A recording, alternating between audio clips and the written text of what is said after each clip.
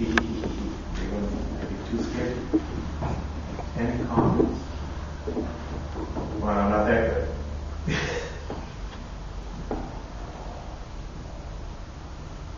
Maybe I am? No. You weren't that good. Thank you. Practice our Christianity. It's tough. You really, like I shared with Larry a long time ago when they had the feeding at the city hall, and how the group was getting arrested. I wanted to do something, but I was afraid of being arrested and lose my job because unfortunately I need my job. So it's like a vicious catch-22. So how do you break that? I don't have an answer. I'm looking for help from anybody. How can you break that? How can you really be Christ in this world that we're so, dependent on our paychecks to live, and as finances get worse, we need it more. It's what a dichotomy. I say teasingly that when I close my eyes in death, the first question I'm going to ask them is, so this is what you wanted? It's not easy. Do we have any words of wisdom from Holy Cross Brother? I don't know that you'll find this wisdom, although I agree with the sentiment when you were talking about Rome and the Vatican and so forth. My thought was, judge not, lest ye be judged. True. So that was what came to my mind as you were saying that. And sometimes they do act as they did in the case of Dryden, and we weren't happy with how they acted. Exactly. They removed him from office. Exactly. They gave him ultimatums. I'm not happy with what they did with Roy Bourgeois, but they acted. Unfortunately, he's a marrying priest that went to a women's ordination, Catholic women priest ordination, and he was excommunicated for that. The sister that, I don't know if I'll phrase this right, assented to an abortion, the head of a hospital was just excommunicated, lactis sententiae in the Latin, automatically. So they do act. I don't agree with how they do. Exactly. They do on occasion act. Yeah, but are they following? Right. Well, they would say yes. Those are my humble thoughts.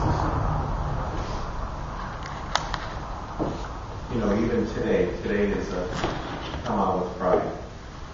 There'll be, they're estimating 100,000. How many of those 100,000 there are church?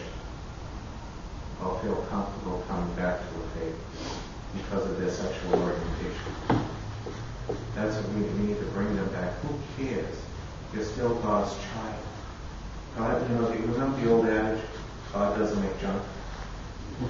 He doesn't. Who will we to judge? Like we said, who must we be judged? Let him be the judge. But there's a lot out there. As we close the ordinary time, there is a heck of a lot out there. The church does it, I think, purposely through the readings and everything. To make us really start thinking cleaning house so that we can begin the season of Advent and when the church will be anew. Almost like fall cleaning. You get a little political here. I hate to do that. Some of it. When I saw what the board of directors did at Penn State, just removed Paterno, removed the president. If we had a board of directors in the Vatican that would remove the bishops, you wouldn't have this continual one right after another. I mean, yes, they take action on some things. No, they don't take action on others. So that's immediately what I thought of when I heard the Penn State situation. I was thinking the theme that I found that ran through all the meetings today was the theme of being fruitful, producing something through all the meetings. It also brought to mind the passage about Christ being the vine and we are the branches. Yes. And then I was thinking what you said about we are not God. began to think,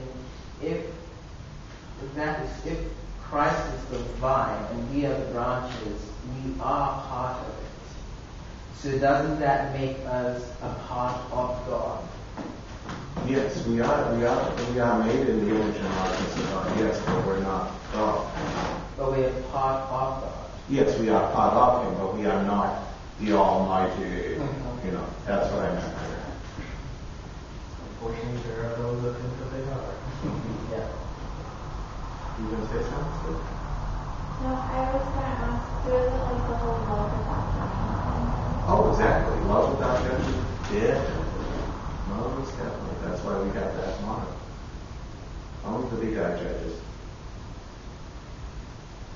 Yes. One of the things that I've believed for a long time that we can do, and this, you mentioned stepping out of our comfort zone and so forth. And yeah, it's really getting out for some people, get out and get in a parade and so forth.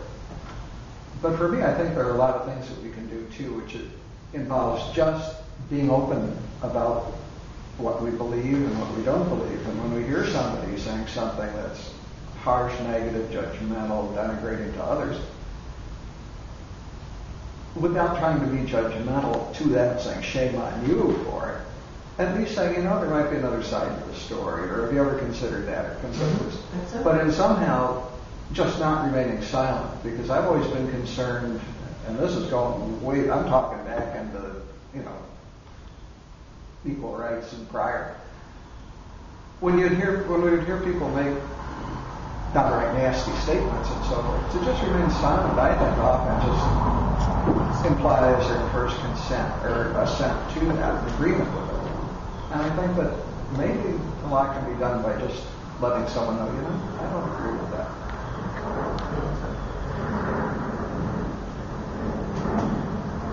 This is awesome.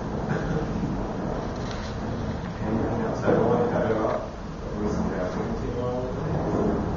I want to know if Larry feels that Sarah is like a fruitful vine and he said and Brett is like an olive plant around his face. I absolutely believe it. The deepness of my heart. He knows better, or else he'll be on the couch tonight. That's for sure. It'll be a hungry olive plant. All right, if we could continue with our statement of faith, as I said many a time, if somebody said to me, hey, what do you believe?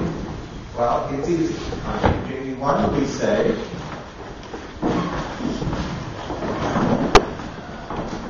I believe in God, the Father Almighty, creator of heaven and earth.